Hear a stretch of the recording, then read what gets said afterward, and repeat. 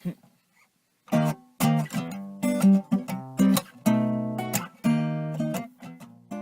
I did my service learning at Bryant Middle School with sixth graders in the math department, and as soon as I walked in, I realized that there was something different about the school, and that it was predominantly Hispanic, followed by African Americans, Polynesians, and ironically, whites were the minorities on a number basis.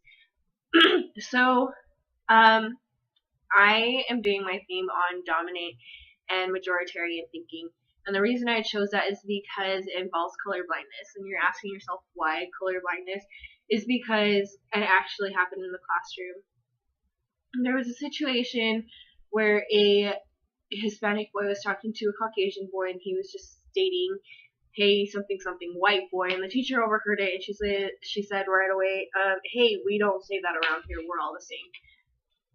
I immediately connected that situation with Atwater's article on color blindness because she refers to color blindness as the ideology that race doesn't exist or that we're all equal based on race. So there was that aspect, and then I actually found it really interesting because Atwater says that most of the time, Caucasian teachers are the ones that don't really follow the race idea. They're mostly colorblind. So coming from a Polynesian teacher, that was really different. One of the things that I actually learned about myself was that I'm not very in touch with my heritage, and I'm really ashamed of it. I wish I was more in touch about where my parents came from, what their country stand for, with stuff like that.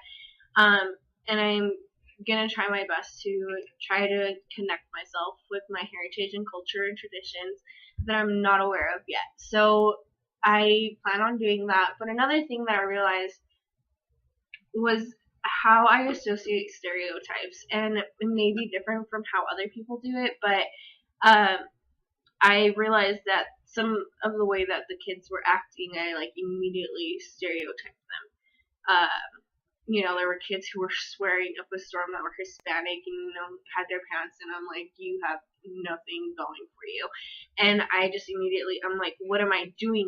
I'm going through this class where I'm being taught not to think like this. So I stopped that immediately, which I'm really happy I did.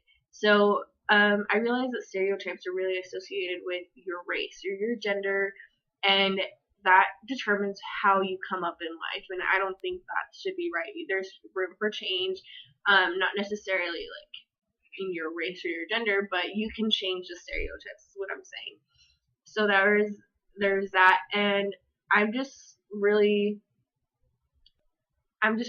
happy that I am bilingual. That's one of the things I realized because my job allows me for like an opportunity to talk to customers in Spanish or in English, and I'm the only one at my job that can do that. So that means when it comes to like raises and stuff, I'm automatically more eligible for them, and I get more hours, stuff like that. Things that actually give me more advantages. So things that I'm looking at as setbacks, like my culture, my race, and my gender, should not be looked at that way. And I believe that they're more of advantages than setbacks. So I'm really happy that I'm Hispanic. I want everyone else to take pride in that.